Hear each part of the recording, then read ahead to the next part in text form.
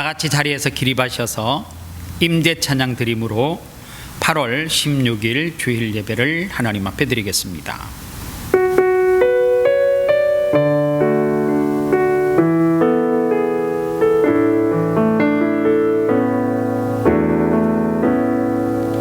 하늘의 문을 여소서,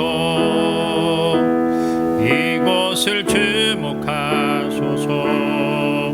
주를 향한 노래가 꺼지지 하늘이, 하늘을 열고 보소서. 이곳에 임재하소서. 주님을 기다립니다. 기도의 향기가 하늘에 닿으니, 주여 임재하여 주소서. 이곳에 오셔서 이곳에 앉으소서. 이곳에서 드리는 예배를 받으소서. 주님의 이름만이, 오직 주의 이름만 이곳에 있습니다. 이곳에 오셔서 이곳에 앉으소서.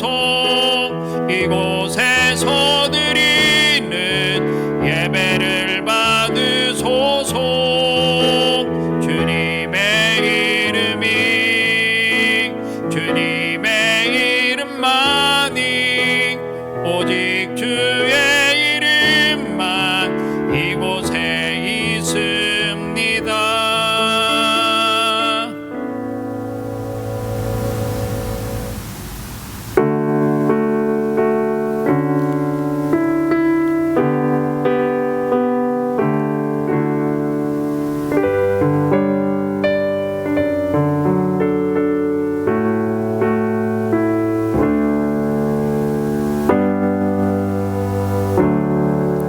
내가 사망의 엄침한 골짜기로 다닐지라도 해를 두려워하지 아니할 것은 주께서 나와 함께 하심이라.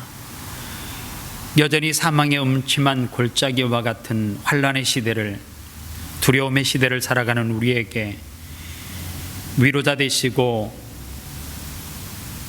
우리의 치료자 되시는 여호와 하나님, 오늘도 예배 가운데 우리를 위로하시고 치료하시고 우리를 향한 하나님의 계획하심이 이루어지는 역사가 있게 하여 주시옵소서.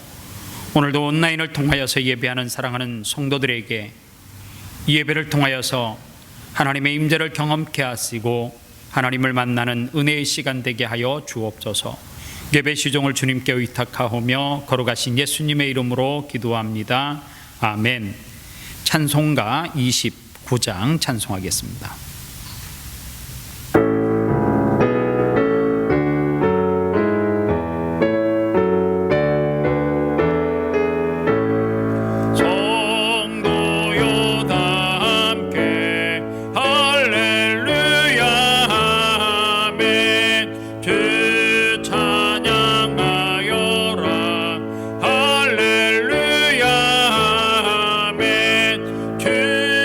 주보다 앞에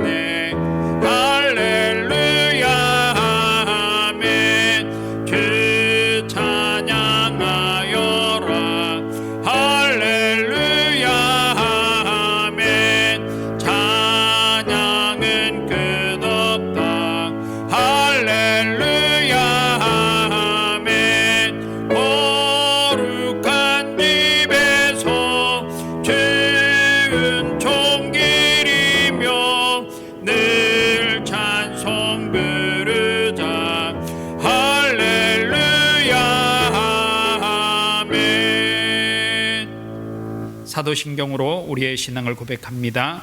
나는 전능하신 아버지 하나님 천지의 창조주를 믿습니다. 나는 그의 유일하신 아들 우리 주 예수 그리스도를 믿습니다. 그는 성령으로 잉태되어 동정녀 마리아에게 나시고 본디오 빌라도에게 고난을 받아 십자가에 못 박혀 죽으시고 장사된 지 사흘 만에 죽은 자 가운데서 다시 살아나셨으며 하늘에 오르시어 전능하신 아버지 하나님 우편에 앉아 계시다가 거기로부터 살아있는 자와 죽은 자를 심판하러 오십니다. 나는 성령을 믿으며 거룩한 공교회와 성도의 교제와 죄를 용서받은 것과 몸의 부활과 영생을 믿습니다. 아멘.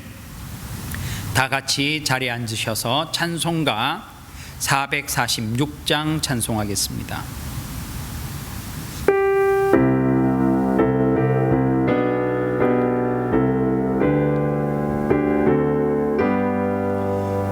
주님 성회에는 참 기쁨 없도다.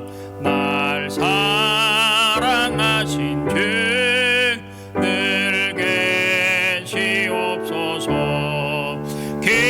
기쁘고 기쁘도다. 항상 기쁘도다. 나 주께 왔사오니 복 주옵소서. 나 주께 왔으니 복 주시옵소서.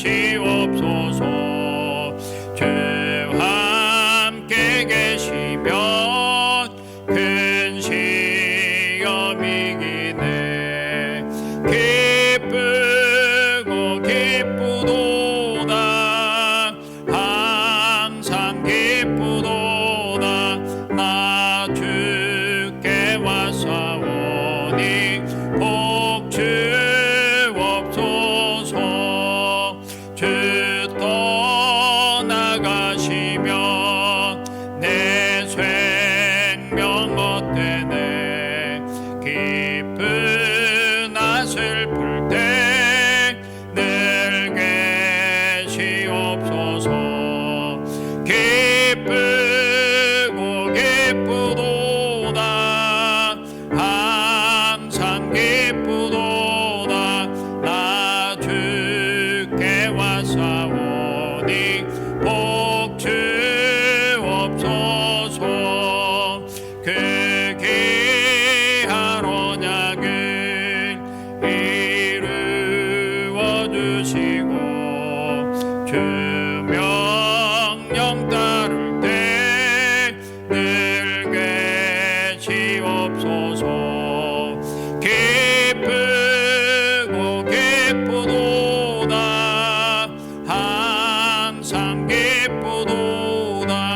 나 주께 왔사오니 복 주옵소서.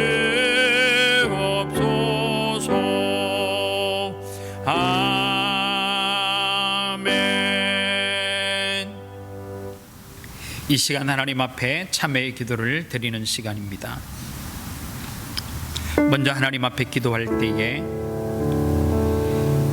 우리의 죄를 하나님 앞에 고백하는 시간을 갖습니다. 내가 지은 죄 때문에 하나님이 진노하시고 하나님이 이 땅 가운데 재앙을 주신다라고 하면 그것이 코로나19 바이러스든지 아니면은 홍순이든지 기근이든지 아니면은 질병이든지 지진이든지 우리의 기도를 들어주시고 그 징계를 멈추어 달라고 하나님 앞에 기도하면 좋겠습니다. 특별히 빅토리아 주로부터 시작된 2차 감염이 우리가 살고 있는 NSW 주에도 계속해서 여러 곳에서 학교에서 또 식당에서 쇼핑센터에서 계속해서 확진자들이 늘어나고 있습니다. 이 땅 가운데 코로나19가 완전히 소멸되는 은혜가 있게 되려고 하나님 앞에 간절하게 기도하면 좋겠습니다. 돌아오는 월요일서부터 이제 아름다운 교회 온 성도들이 신약 성경을 통독하는 온라인을 통하여서 통독하는 시간을 가지려고 합니다. 말씀이 우리 곁에서 떠나지 않는 은혜가 있게 해달라고 신약 성경 통독을 통하여서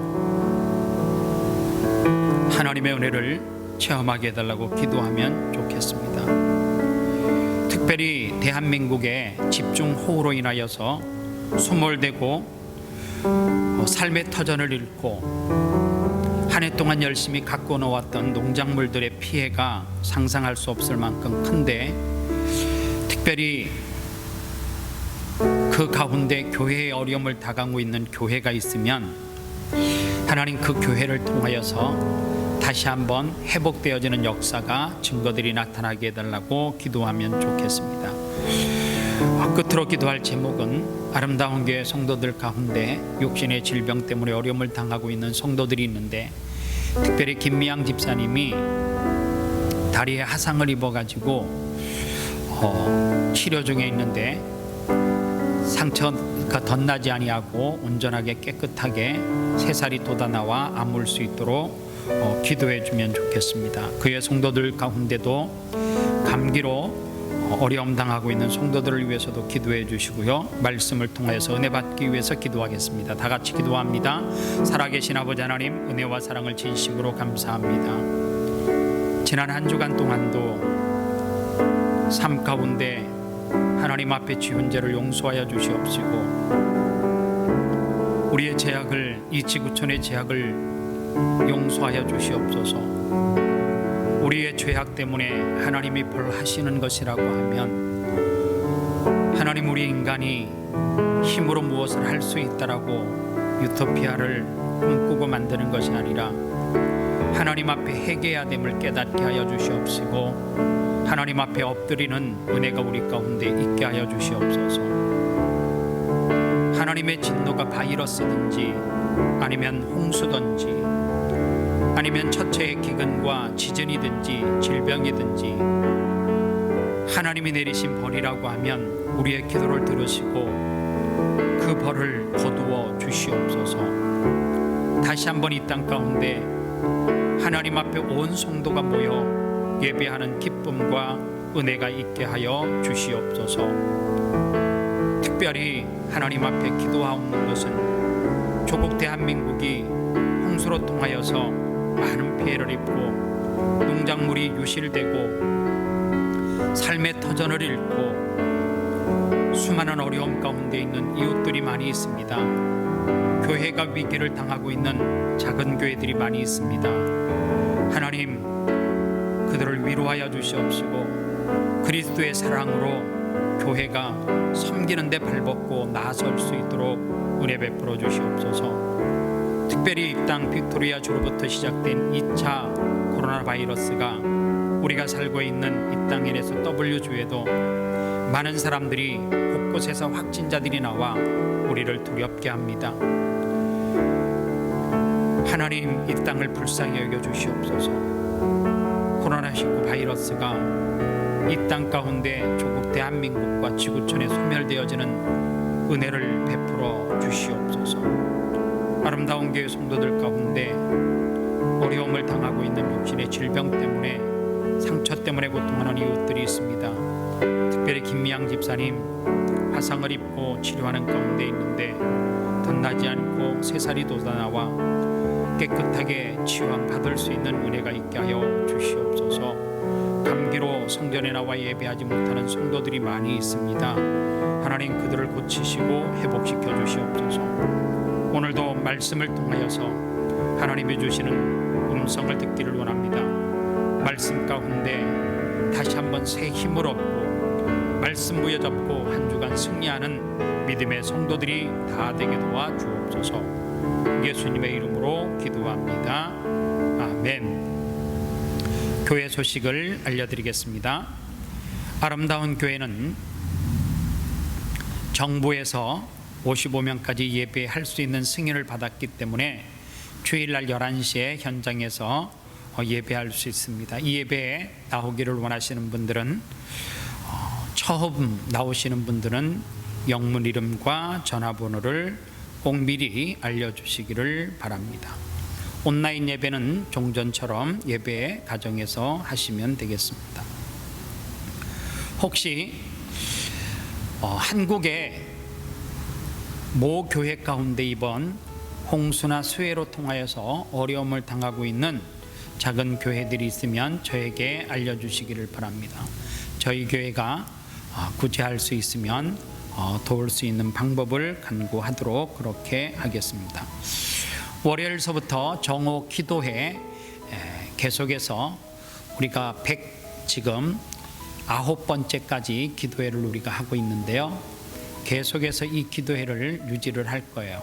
그리고 기도회만 하는 것이 아니라 신약 성경을 통독하기 위해서 매일매일 분량을 알려드릴 거예요. 여러분들 꼭 통독을 하셔도 좋고 그 다음에 신약 성경 쓰기를 하셔도 좋습니다. 꼭 많은 사람들이 참석하셔서 하나님의 말씀을 가까이 할 수 있으면 좋겠습니다. 나머지 광고는 화면을 참조해 주시면 좋겠습니다.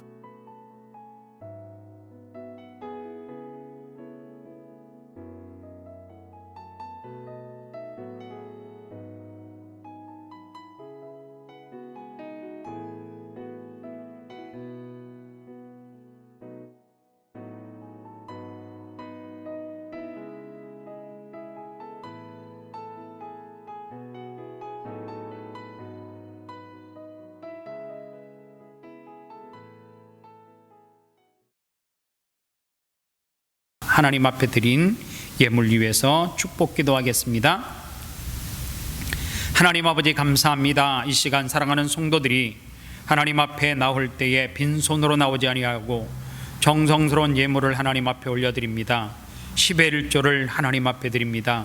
10개 중에 하나가 하나님의 것인 줄 알고 구별하여 드렸사오니 그 창고가 마르지 않는 샘과 같은 축복을 통하여서 30배, 60배, 100배의 열매를 거두고 남는 놀라운 축복의 주인공들이 되게 하여 주시옵소서. 감사의 예물을 심었습니다.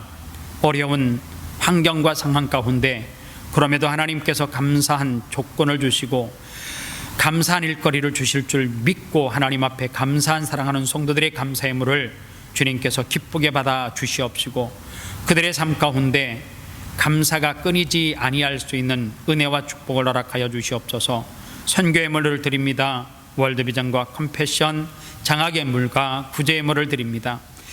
주일헌금을 드립니다. 하나님 목적을 가지고 하나님 앞에 목적 예물을 드립니다. 이 모든 예물을 하나님께서 기억하시고 받아 주시옵시되 이 예물이 목적대로 쓰여지게 하시고 쓰고 모자라지 않는 오병의 기적과 같은 예물 되게 하여 주시옵소서. 경제적으로 많은 어려움 가운데 있습니다. 사랑하는 성도들의 기업과 직장을 주님께서 회복시켜 주시옵시고 모든 사람들이 힘들고 어렵다 할 때에 하나님이 부어주시는 축복으로 말미암아 기적을 체험하는 우리 아름다운 교회 성도들의 가정과 직장과 기업되게 하여 주옵소서.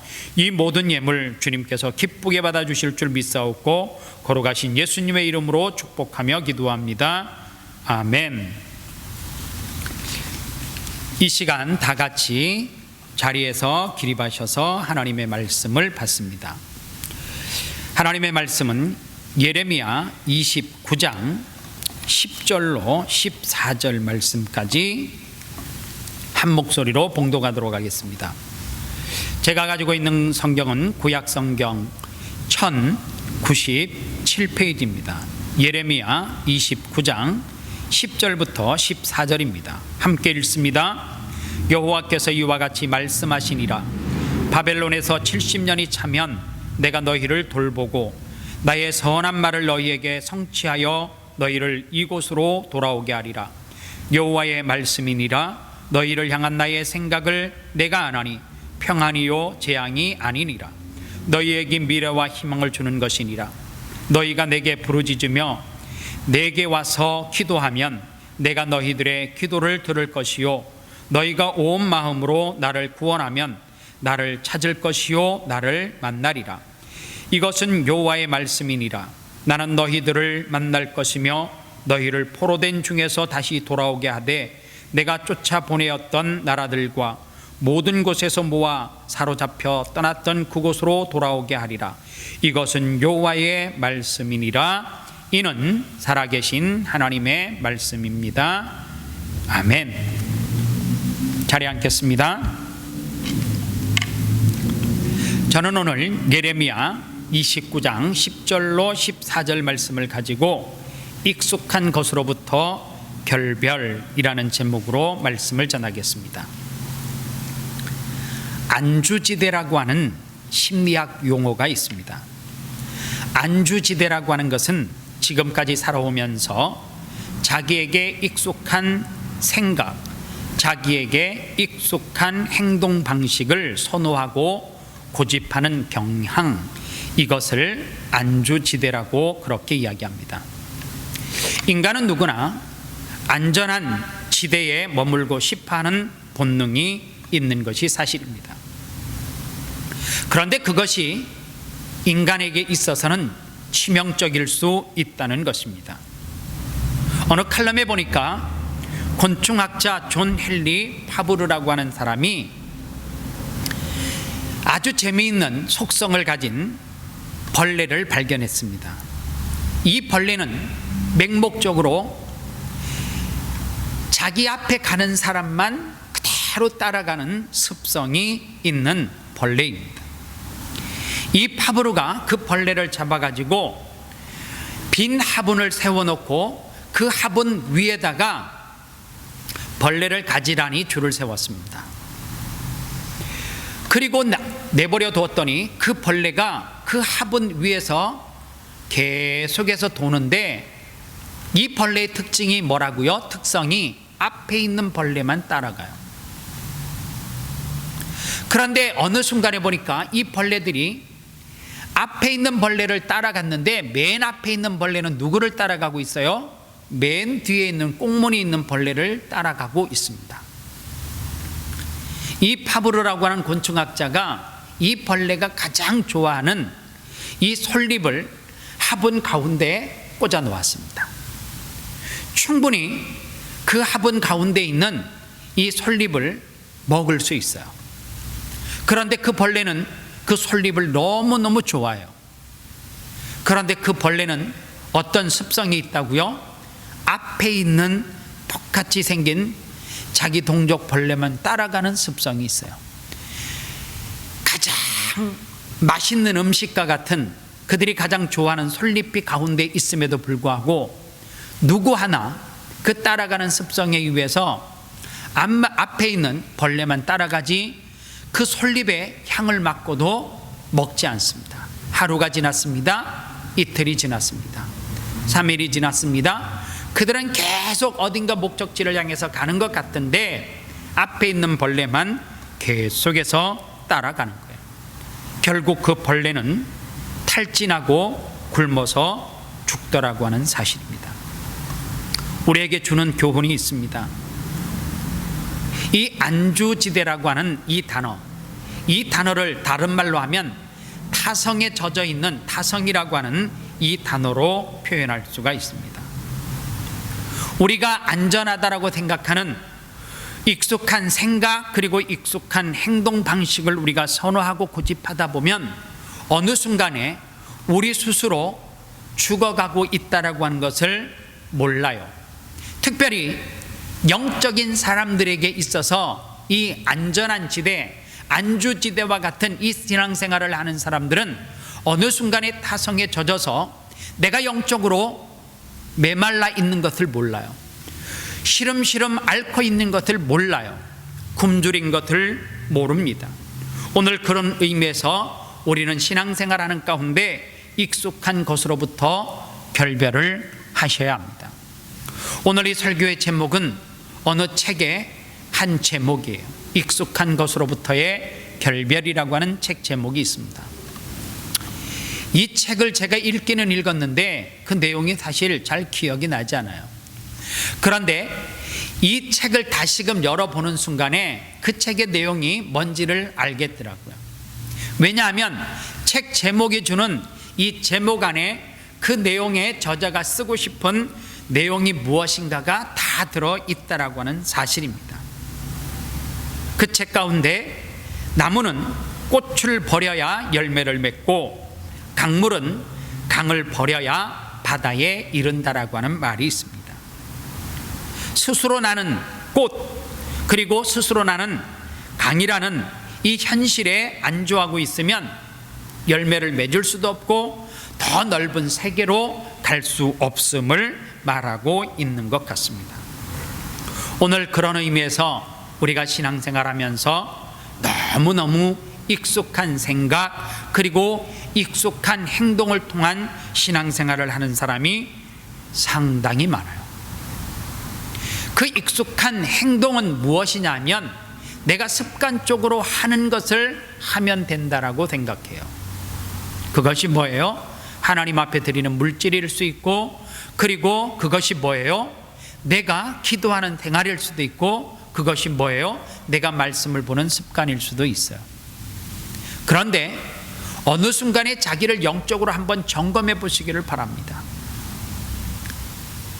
내가 하나님 앞에 드리는 물질은 최선인지, 내가 하나님 앞에 기도하는 이 기도는 하나님이 정말 받으실 만한 기도인지, 그리고 내가 지금 말씀 없이는 살아갈 수 없는 혼탁한 시대를 살아가고 있는데 이렇게 내가 말씀을 봐서 하나님이 내게 말씀하시는 것을 내가 영적으로 깨어 있어서 깨달을 수 있는지를 돌아보셔야 합니다.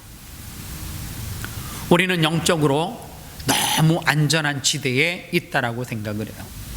막연하게 우리는 지금처럼 신앙생활하면 천국 갈 것이라고 하는 막연한 확신을 부여잡고 있는지도 모릅니다. 솔직하게 신앙생활하면서 불안하지는 않습니까? 내가 이렇게 신앙생활하면 천국 갈 수 있다라고 하는 정말 그 확신이 매일매일 매주일 예배할 때마다 기도할 때마다 하나님을 찬양할 때마다 그 확신과 은혜가 우리 가운데 있냐라고 하는 거예요. 그런 의미에서 우리가 신앙생활하면서 놓치지 말아야 될 많은 것들이 있지만 그 가운데 우리가 신앙생활하면서 꼭 놓치지 말아야 될 4가지만 오늘 말씀을 통해서 전하기를 원합니다.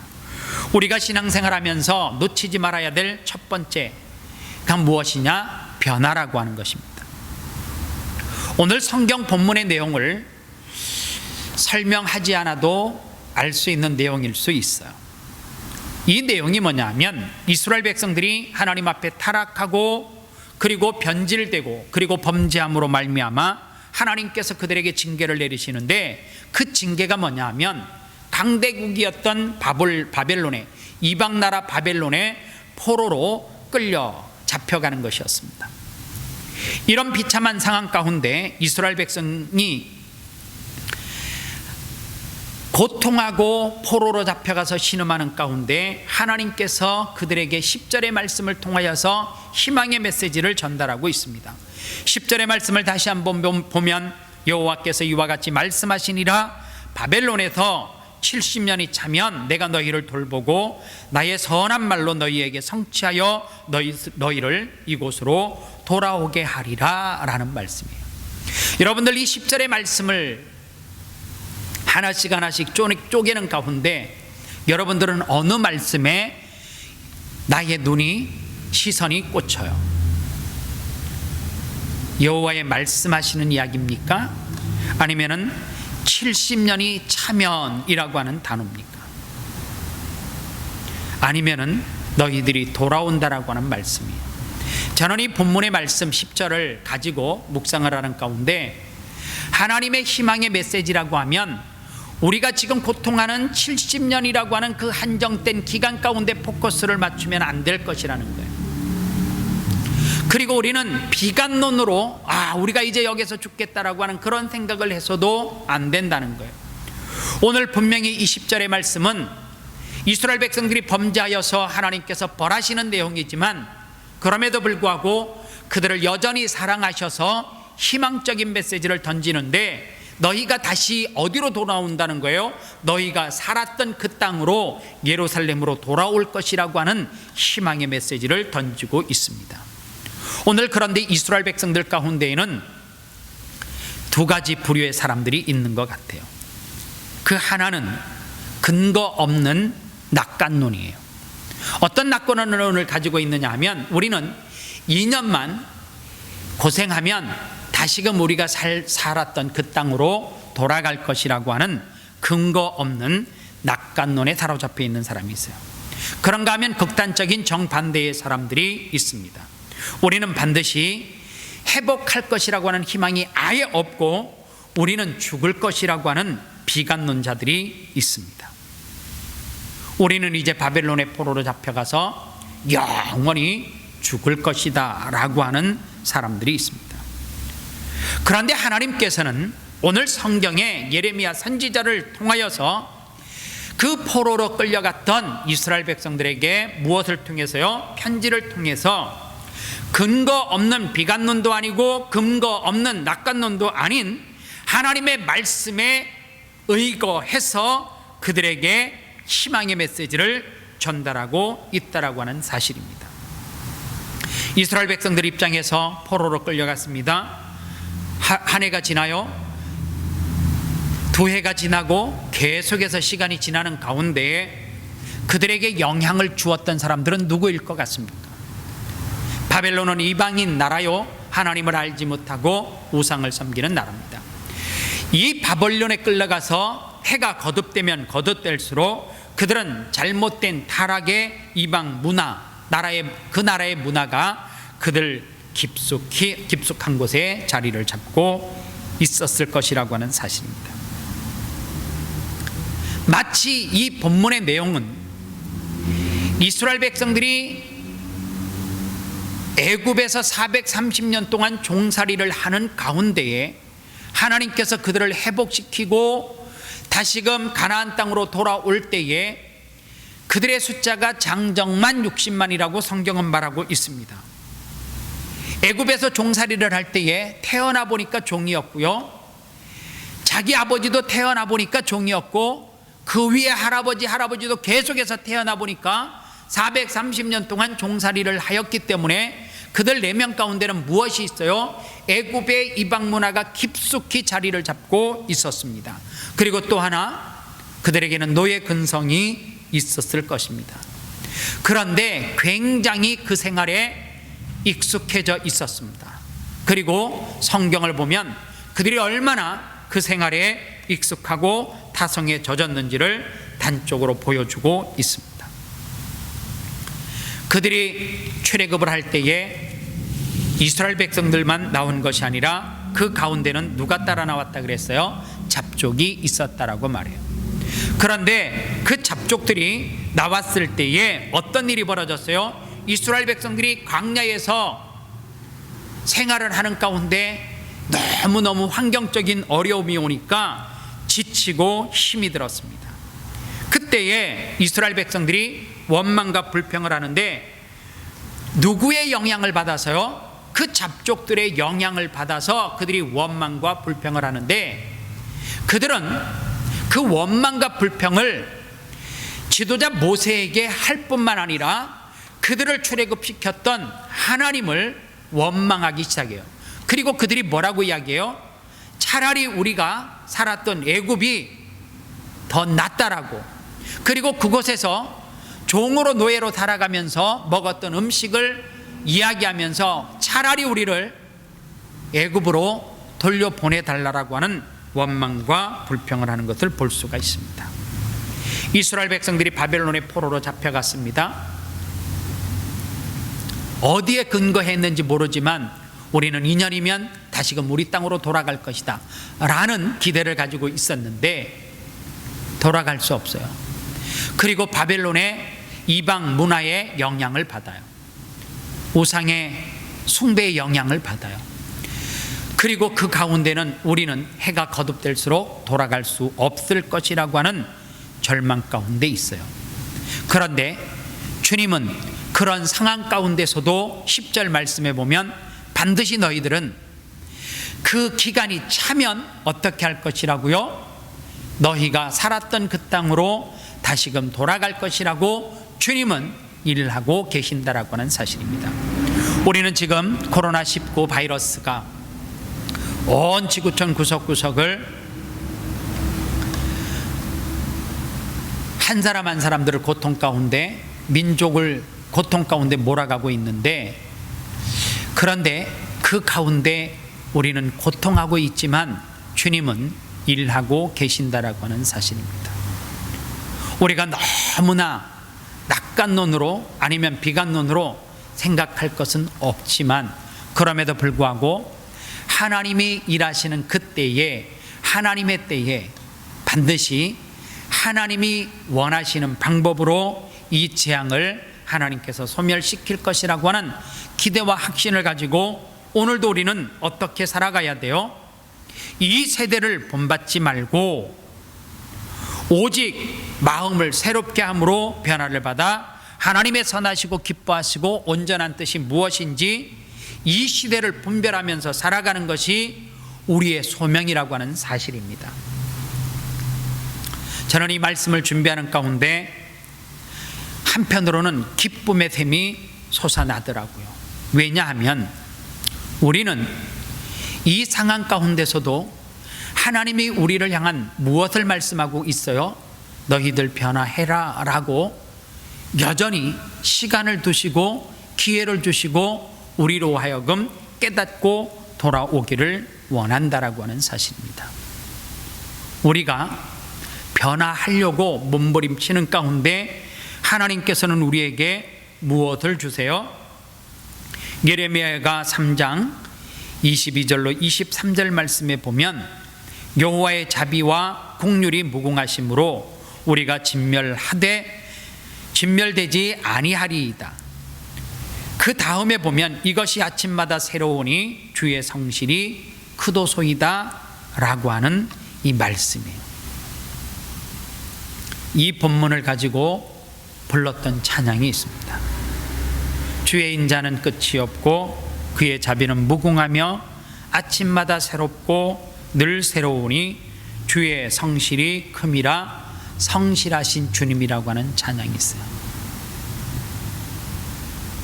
하나님은 1년 365일 매일매일 우리에게 새롭게 언제마다 아침마다 새로우시니 그분은 어떤 분이라고요? 성실하신 분이라고 하는 사실입니다. 우리가 변화하려고 몸부림치면 성실하신 그 주님께서는 우리를 향하여서 이 기회가 영적으로 변화되어지는 놀라운 기회임을 아는 성도들에게 변화할 수 있는 무엇을 주는 거예요? 하나님의 시간을 허락하시는 것이라고 하는 것을 알고 저와 여러분들이 변화하기 위해서 몸부림치시기를 바랍니다. 그런가 하면 두 번째로 성도가 붙들어야 될 단어가 뭐냐? 말씀이에요. 지금 우리는 주일 예배 외에는 교회에서 그 어떤 것도 할 수가 없어요. 우리가 매일매일 정오 기도회를 통해서 우리가 100번이 넘는 매일 12시에 기도하는 시간을 갖는데요, 이번 주일부터 하나님의 말씀을 위기 가운데 더 가까이 해야 되겠다. 그래서 될 수 있으면 빠른 시간 안에 신약 성경을 통독할 수 있는 기회를 가지려고 합니다. 오늘 성경을 잘 보십시오. 오늘 성경 이 예레미야 29장의 전체 말씀을 여러분들 집에서 묵상을 해보면 10절 말씀에도 11절 말씀에도 14절 말씀에도 계속해서 하나님의 선지자 예레미야를 향해서 하나님이 말씀했다라고 하는 내용이 나와요. 10절에 보십시오.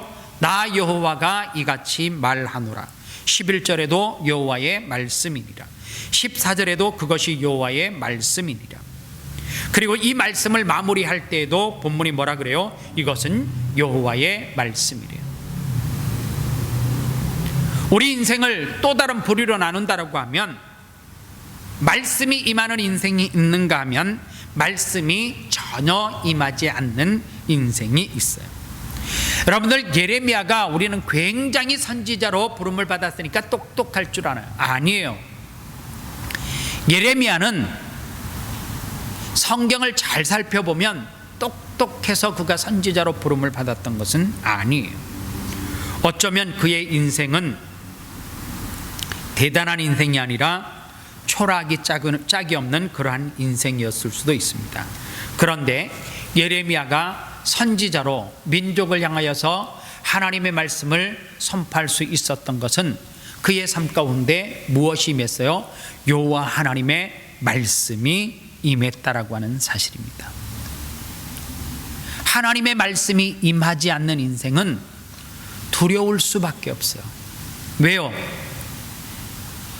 깜깜한 밤중에 누구를 잃어버렸어요? 그 길을 안내하는 안내자를 놓치고 잃어버렸어요. 여러분들, 사막에 가서도 살 수 있는 방법은 누구를 따라가면, 길을 잘 아는 안내자를 따라가면 살 수 있는데, 그 사람을 잃어버리면 사막에서 죽을 수밖에 없어요. 마찬가지예요. 오늘 이 시대를 살아가는 저와 여러분들이 길이요 진리요 생명 되시는 예수님을 모시고 살아가면 우리 속에 무엇이 사라져요? 길을 알기 때문에 두려움이 사라져요. 여러분들, 코로나19 두렵죠. 그래서 우리는 무엇을 해요?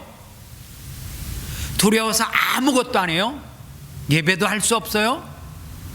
일도 할 수 없어요. 그래서 나 혼자 마치 섬에 가득힌 것처럼 집 안에서만 생활해요.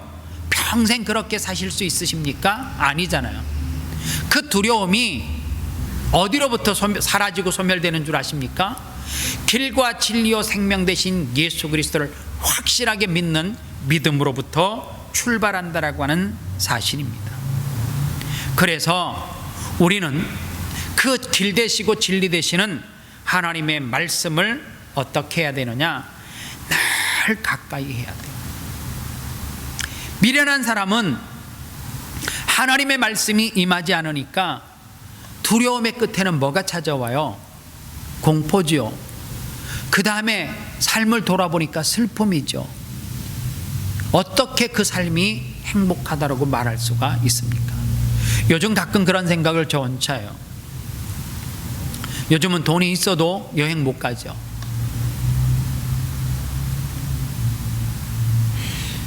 이야, 전에는 마음껏 여행을 할 때는 많은 사람들이 한국에 들락날락하고 유럽에 왔다 갔다 하고 미국에를 갔다 오고 막 그러는 일들이 우리 가운데 굉장히 많았거든요.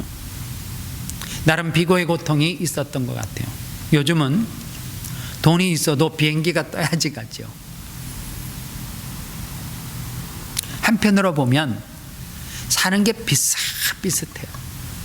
제가 전화를 하면서 신방을 하면 뭐 하세요? 그러면 대단한 거 아니에요. 아무것도 할 것도 없대요.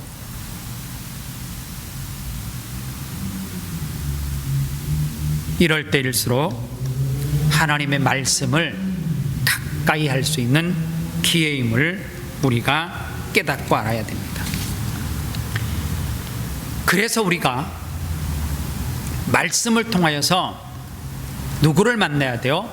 하나님을 만나는 축복이 우리 가운데 있어야 돼요. 하나님을 만나지 못하는 이 시대가 아무리 훌륭한 지도자를 세워도 그게 미국이 되어졌든지 아니면 저 중국이 되어졌든지 저 일본이 되어졌든지 아니면 우리의 조국 대한민국이 됐든지 아무리 훌륭한 지도자를 세워놔도 결국에는 인간 지도자에게는 무엇이 있어요? 한계가 있음을 우리는 명확하게 알아요. 마치 누구처럼요? 예레미야가 하나님을 만나지 못했을 그 이전의 모습처럼. 어느 날 하나님의 말씀이 예레미야에게 임했는데 예레미야가 뭐라고 이야기해요? 똑같이 말해요. 누구처럼요? 모세처럼. 저는 말을 잘 할 줄도 모르고 그런 능력이 저에게 없습니다. 여러분들 기억하셔야 돼요. 내가 똑똑해서, 내가 능력이 있어서, 내가 재력이 있기 때문에 하나님이 나를 택하시고 뽑았다? 천만의 말씀이에요. 제가 늘 말씀하지만 아름다운 교회 성도들 가운데 저처럼 시골촌에서 태어난 사람도 없다 그랬잖아요. 저희 교회 성도들은 저보다 다 학벌이 좋으세요. 그리고 저보다 출신 배경이 다 좋으시더라고요. 하나님이 우리의 삶 가운데 역사하시고 일하시면 하나님은 미련한 자, 우둔한 자를 들어서 하나님께서 일하게 세워주셔요. 내 힘이 아닌 하나님이 들어서 사용하시더라고 하는 사실입니다. 하나님의 말씀이 예레미야에게 임하니까 누구를 향해서 선포해요?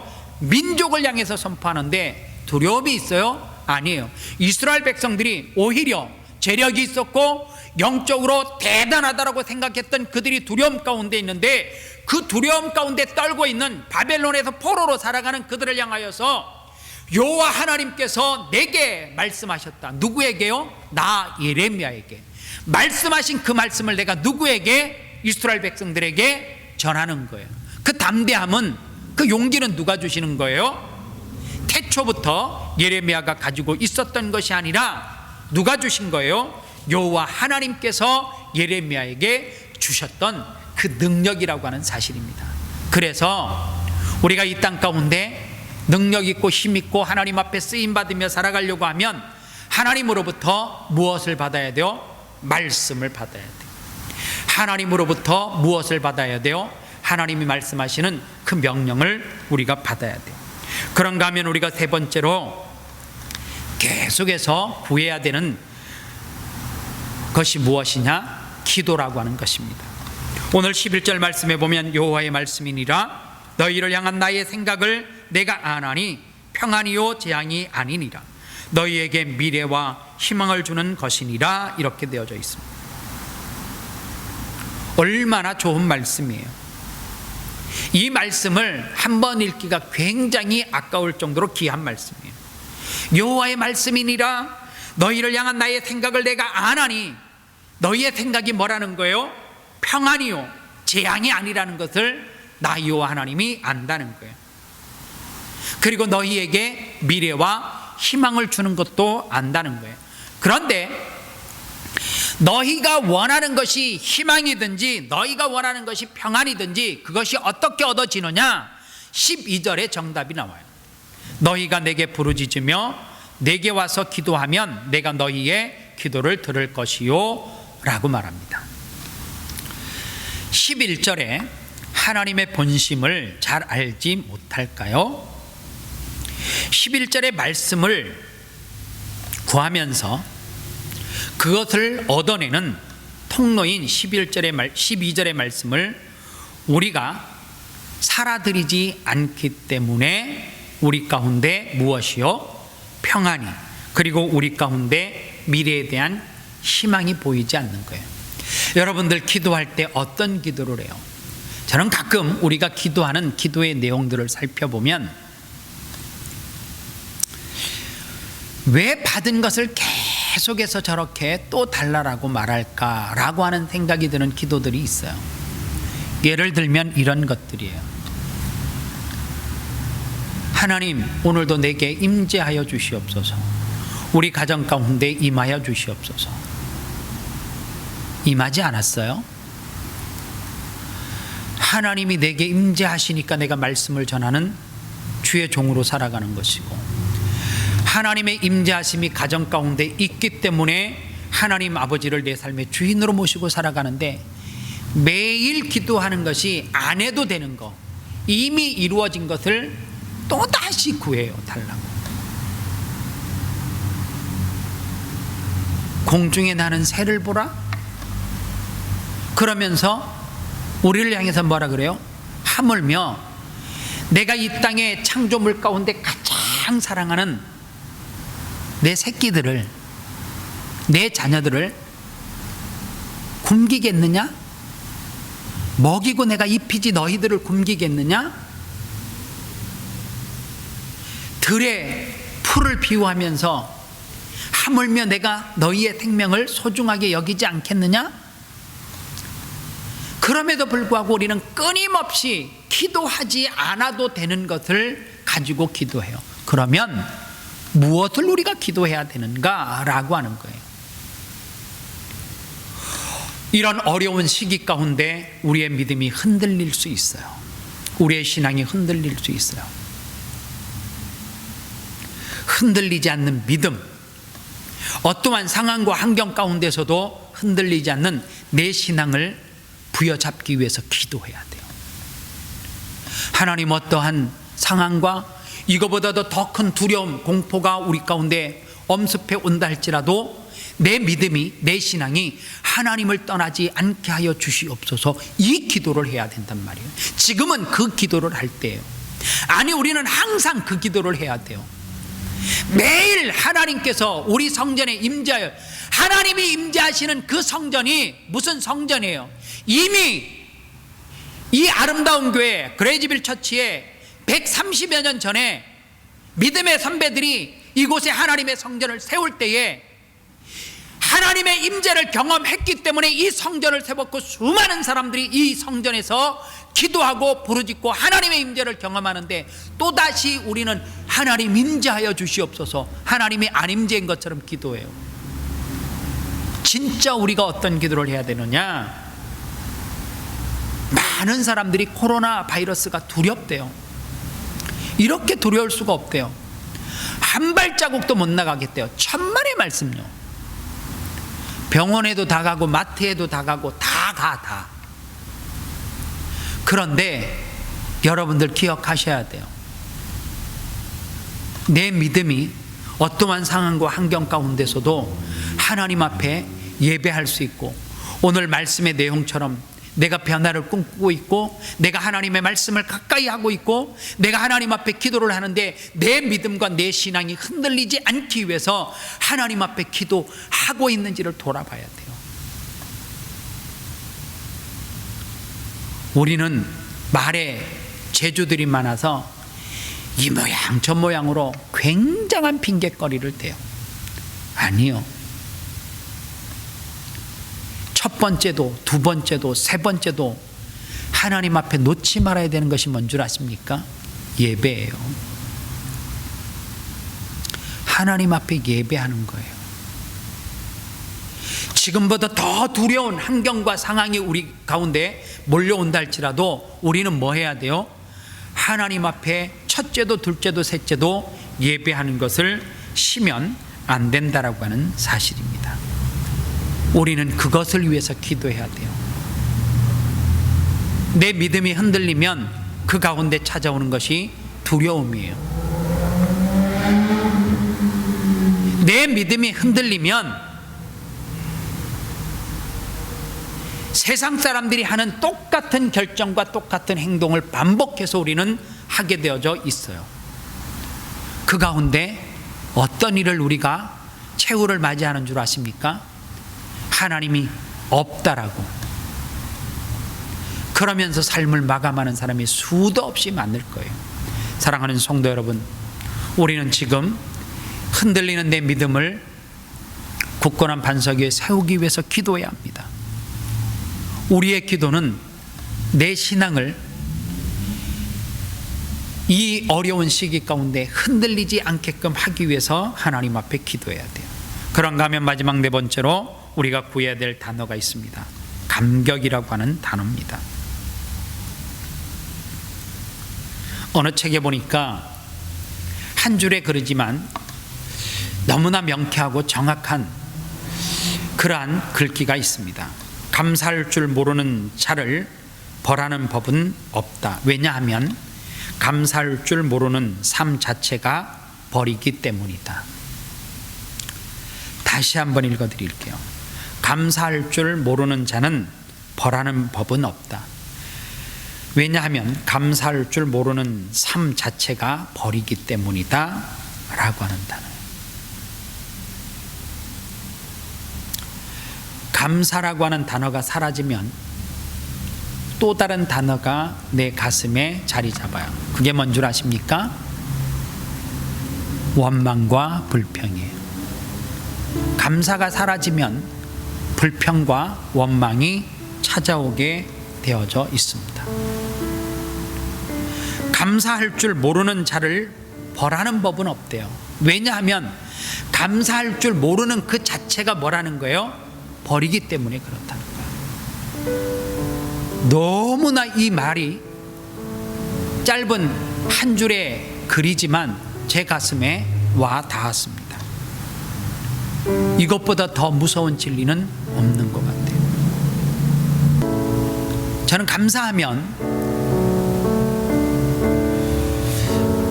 저에게 감사가 무엇인지를 가르쳐줬던 한 분이 기억이 제 머릿속에서 떠나지 않아요. 제가 아름다운 교회에서 사역하기 전에 한국에서 성복교회라고 하는 곳에서 사역을 했는데, 그 교회를 담임하시는 이태희 목사님이 설교 가운데 감사에 대한 말씀을 하시면서 그것이 물질이 됐든 무엇이 됐든지, 심지어는 그 주에 수입이 없어도 다음 주에 수입을 주실 줄 믿고 11조를 하고 감사의 물을 드린대요. 자기는 평생 단위에 쓰면서 감사의 물을 하나님 앞에 단 한 조도 빼뜨려 본 적이 없대요. 매주 하나님 앞에 감사의 물을 드렸대요. 감사할 조건이 없더라도. 그런데 너무나 신기한 것은, 그러면 반드시 그 다음 주에 하나님께서 물질을 주시고 그리고 감사할 일들이 터져 나오더라는 거예요. 그게 물질이 됐든지 아니면 삶의 표현이 됐든지, 자꾸만 감사하다라고 고백하는 사람들을 보면 감사한 게 대단히 많아서 감사하다라고 하는 것이 아니라 똑같은 거를 보고 감사로 표현하고, 어떤 사람은 똑같은 거를 보고 원망과 불평으로 표현해요. 감사가 우리 속에 사라지고 살아가는 사람들은 이미 벌받은 사람들이래요. 동의하십니까? 전 너무 이 말씀에 수긍이 가요. 왠 줄 아세요? 감사라고 하는 그 감사가 그의 삶 가운데서 빠져버리면 무슨 재미로 살아요? 뭐가 행복해요? 얼굴에는 늘 원망과 불평이, 분냄이 쓰여져 있어요. 그러나 감사하는 사람들은, 삶 가운데 감사가 넘치는 사람들은 얼굴의 표정이 달라요. 완전히 달라요. 그리고 하나님은 감사를 자꾸만 고백하는 사람들에게 감사할 거리들을 계속해서 허락해 주셔요. 오늘 우리 아름다운 교회 성도들이 이 한 주 동안 감사는 후불제가 아니라 선불이에요. 이번 주에 감사할 일이 하나도 없으셨습니까? 억지로 하나님 앞에 감사 내용을 적어서 하나님 앞에 감사해 보시기를 바랍니다. 그때서부터 그의 인생은 벌받는 인생이 아니라 그의 인생은 축복의 인생으로 바뀌어질 줄 믿습니다. 이번 주 말씀을 준비하면서 제가 준비한 찬양은 또 하나의 열매를 바라시며 라고 하는 찬양입니다. 다 같이 한 목소리로 고백하겠습니다. 또 하나의 열매를 바라시며.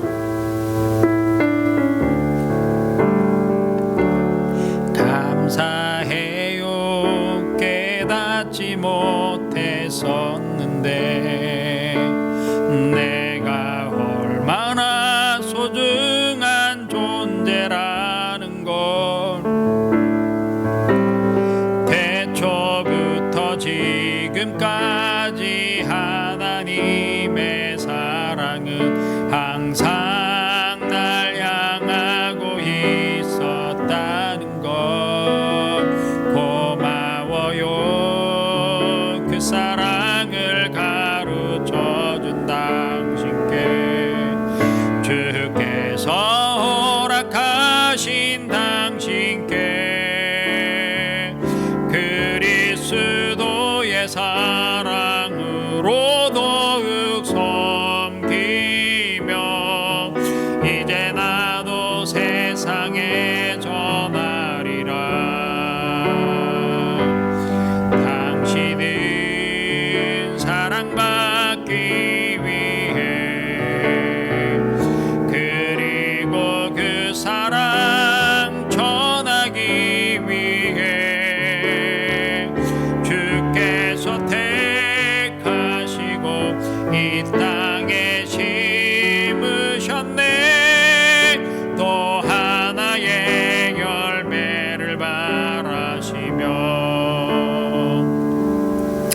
이 시간 오늘 4가지 말씀을 드렸는데요, 이 말씀을 부여잡고 한 목소리로 같이 기도하면 좋겠습니다. 우리가 신앙생활하면서 너무나 타성에 젖어 있고, 우리가 신앙생활하면서 너무 익숙해진 것들이 많이 있어요. 이것으로부터 좀 결별하셨으면 좋겠어요. 우리는 변화를 꿈꿔야 됩니다.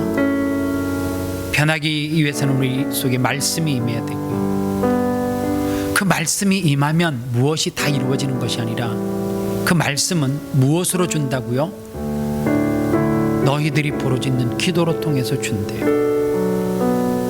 하지 말아도 되는 기도를 매일 중언부언 반복해서 하는 기도가 아니라, 이 어려운 시기 가운데 흔들리지 않는 믿음과 신앙을 위해서 우리는 기도해야 돼요. 왜 두려움이 찾아오는지, 믿음이 흔들려서 두려움이 찾아오는지. 왜 염려 가운데 살아가요? 믿음이 흔들리기 때문에. 환경이 어렵다라고 해서 우리의 믿음이 흔들리는 것은 왜 흔들리는 거예요? 믿음이 없기 때문에. 그 믿음이 흔들리지 않기 위해서 기도해야 됩니다. 그런 성도들은 확신을 가지고 하나님 앞에 어떻게 살아야 돼요? 감사하며 살아야 됩니다. 하나님, 내 삶 가운데 감사가 넘쳐나기를 원합니다. 감사할 줄 모르는 자를 벌할 이유가 없대요. 왜냐하면 이미 그 삶 자체가 벌이기 때문에 그렇대요. 나는 벌 받고 있는 존재가 아닌지 한번 돌아보시고, 이 한 주간도 감사가 넘쳐나시기를 바랍니다. 다 같이 말씀 부여잡고 기도합니다. 살아계신 아버지 하나님, 은혜와 사랑을 감사합니다. 이 시간 말씀 듣고 하나님 앞에 기도합니다. 우리 믿음의 성도들 한 사람 한 사람이 하나님 앞에 기도하는 가운데 우리의 삶 가운데 변화되어야 될 것들이 있습니다.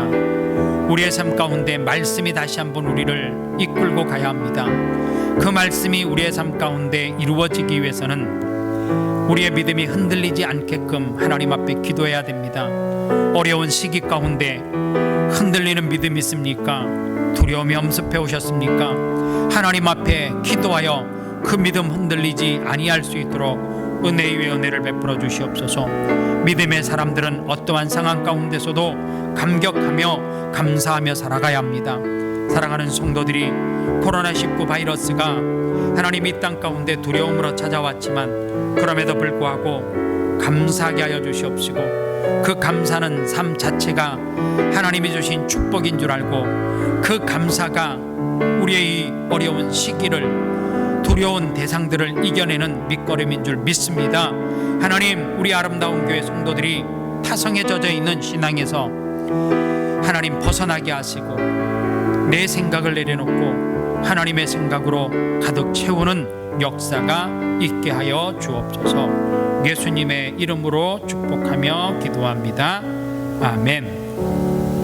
다 같이 자리에서 기립하셔서 교회 찬양 드림으로 드리고 축담으로 예배를 마치겠습니다.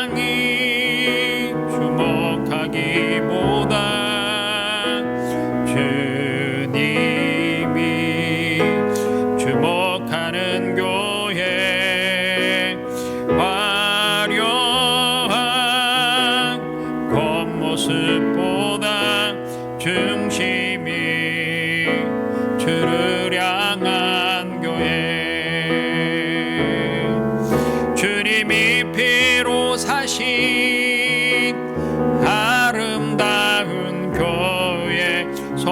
사랑함으로 하나 되는 교회, 주님이 머리 대신 거룩한 교회, 우리 함께 만들어 가요. 내 작은 생각보다도 하나 됨에 소중함 많은 교회, 세상에 알려지기보단 서로가 서로 깊이 아는 교회,